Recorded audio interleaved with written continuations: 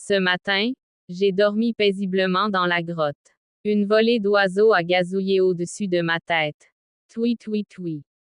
Mes oreilles bourdonnent. Et hier, ils m'ont posé une plume directement sur la tête. Imaginez, une plume sur la tête d'un tigre royal. La dignité du roi est tombée par terre. Alors que je rugissais, il a dit: Frère tigre, sers-toi à la nature. Quel genre de discours, père? Aujourd'hui, je vais leur donner une telle leçon qu'ils se souviendront de cet oiseau. Frère tigre, t'es pas seul. J'ai tellement de plumes d'oiseaux sur le dos que j'ai l'impression d'être une récolte forestière. Hier, j'ai été me laver à la rivière, l'eau est devenue trouble. Ces oiseaux ont besoin d'être propres. J'ai été manger du miel ce matin. Un colibri vole au-dessus de ma tête et me dit: Maman ours, mange moins de sucreries. Tu vas avoir du diabète et des maux de ventre. Je crie: Quel oiseau, il est mignon. Il s'envole en riant. La paix règne dans cette forêt. Ha ha ha. Tu sais, hier, j'étais assis sous un arbre en train de réfléchir à un plan pour piéger un tigre. Juste à ce moment-là, un colibri descend et me dit: T'es un renard intelligent, hein? Prends un cadeau froid, et lui donne une tape sur la tête. Maintenant, je ne suis plus un renard intelligent, mais un potentiel. Ha ha ha. Tout le monde crie à l'unisson. On ne supporte plus les oiseaux. Parenthèse fermante. Aujourd'hui, la décision sera prise. On va chasser ces oiseaux de la forêt. Ils ne font que crier et gazouiller. Oui, c'est vrai. Si un autre chant d'oiseau me tombe sur le dos, je déracine l'arbre. Je pense me fabriquer un casque. La seule façon de me protéger des chants d'oiseaux, c'est de me couvrir la tête. On lance un mouvement. On veut une forêt sans chant. Je fais des affiches, j'organise des défilés, je nomme Bagbai président, je suis rédacteur en chef, Atibaï responsable des casques. Ok, je l'annonce. À partir d'aujourd'hui, le comité de prévention des besoins des oiseaux est lancé. Oh, père, ces animaux ne comprennent pas ce qu'on peut faire. Un simple petit besoin peut faire toute une histoire. Je leur fais des tours, et ils s'énervent. Tontuni, la situation est critique. Demain, Atimama me poursuit. Il dit: Si tu fais encore pipi, je te noie dans la rivière. Je sous dès que je vois de l'eau.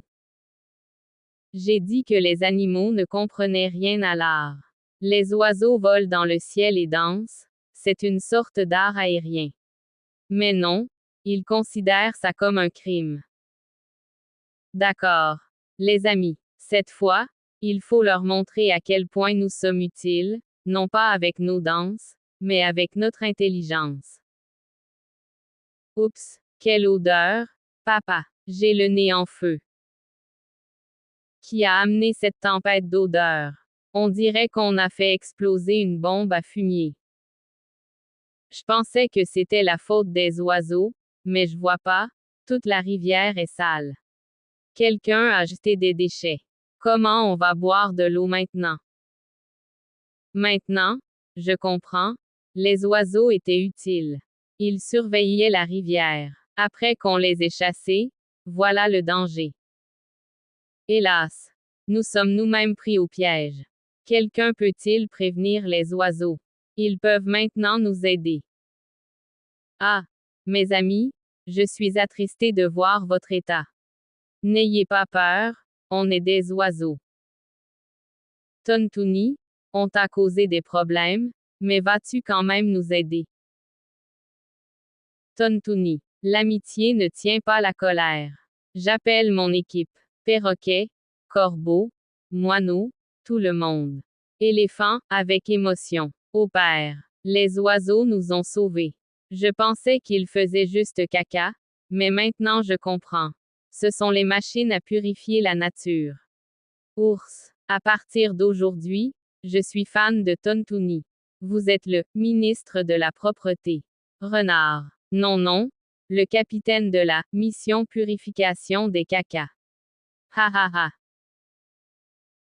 Merci, mes frères. N'oubliez pas, celui que vous croyez petit vous rendra un grand service un jour.